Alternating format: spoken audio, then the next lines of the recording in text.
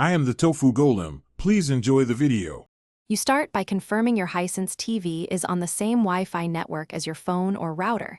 This ensures sign-in and casting work. Once done, press Home, navigate to Apps, and open Google or Chrome.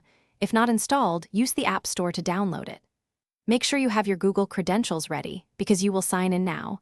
This links search history and personalization. Doing this first saves time later when you want casting, voice search, or saved passwords. Once signed in, enable sync so your bookmarks, history, and passwords appear. This matters when you switch between devices. Next, set up Google Assistant or voice search. Follow prompts to allow microphone access and train voice recognition, because clear audio reduces errors. Then, enable casting or screen share in settings.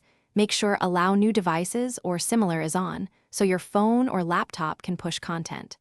These middle steps connect features. They make browsing faster and let you control search. You can now search using the remote, voice, or by casting from your phone.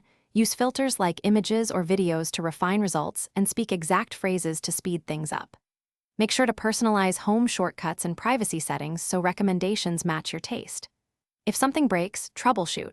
Reboot the TV, restart your router, and if needed, remove and re-add your Google account. This usually resolves sign-in or sync errors. Finally, check for system and app updates to keep performing. Thanks for watching. Consider subscribing if we helped you today.